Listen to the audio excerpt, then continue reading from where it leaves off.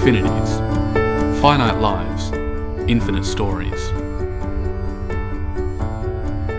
A journey is seen as experience of the transition, not of where you started or where you are headed, not where life begins, ends, or even starts again. The journey we all take can only be shaped by our actions, our dreams, and our thoughts. Controlling the mind is the first step in the journey of moulding our lives into a destination we can aspire to. However, the ability to do so is an endeavour in itself. The life we live can only be determined by the mind we possess and control.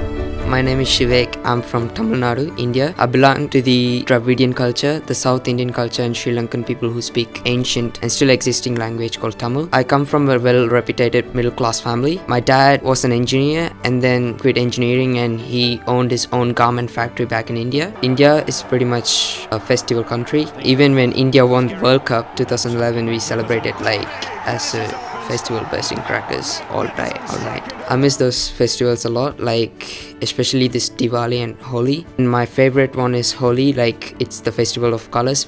We wear white clothes and we spray paint all over the place. I used to wait for the festival every year. All weekends, and my family and my friends get together, go for a picnic, movie. I didn't really like to move to Australia. Who would move to Australia when you're really settled in India? My parents wanted to move to Australia because I had a better future and brighter future ahead. I didn't really realize that. I never used to believe in God, but when they said my visa was processing, I started praying to God every single day that it should be unsuccessful, but it came out to be successful. When I came here, I realized it's everything for good because I think I got a better future than I had in India. I'm really thankful to my parents for that. All the credit goes to my parents if I'm a good boy or a bad boy. And I'm really proud and lucky to have parents like that. And I have this debt to my parents which I can never pay back.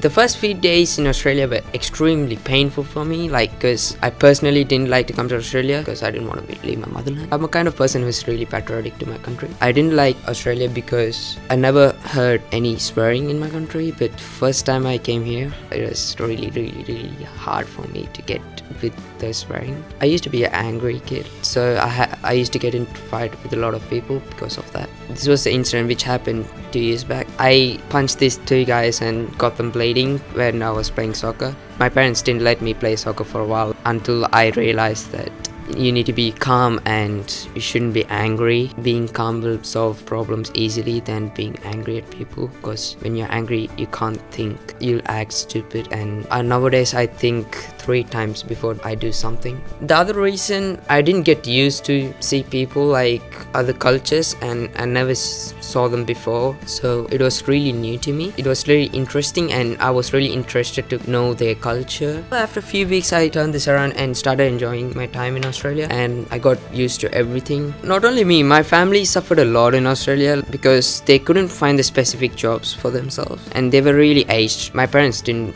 really work in India because they just owned a factory. My father just calls the manager every morning and my mom never did any work at home either because we had a maid. So when we came here, they had to do odd jobs and stand and work all day, do hard physical job, and they're 40 years. If they were 25, 30, I wouldn't really mind working, but they're over 40, so I really feel bad for them. And when I think it is because of me, for my future, I feel really, really bad. When I came to Australia, I found really hard with my English, but I got a job in 2 months I came here in KFC that made my life really good. It also helped me to develop my English a lot because I started talking to a lot of people. I faced a lot of racism. I faced racism from my own race. They were really racist to me than the other cultured people. I would say my best friend here would be my friend Yusuf. If he mustn't have been there in year 8 helping me out, I must have done something to myself.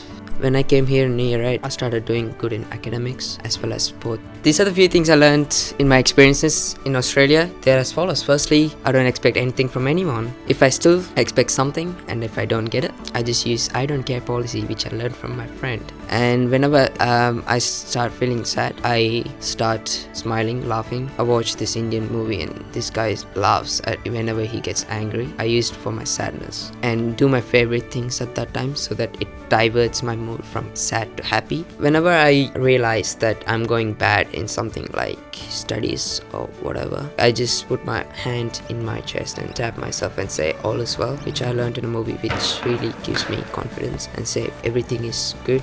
And whenever someone is angry, nowadays I don't break anyone's face, I just stay calm, so that makes me think a lot and then deal the problems easily than getting angry and breaking others' faces, which I think it is really immature. Last but not least, but my favorite one, I always take everything positive, so that keeps me in a positive way of thinking and a positive way of moving in life, instead of thinking negative, which will destroy your life. Pain is always gain. That is one of the things I learned. My name is Shivek Roshan, and this is my story. Infinities.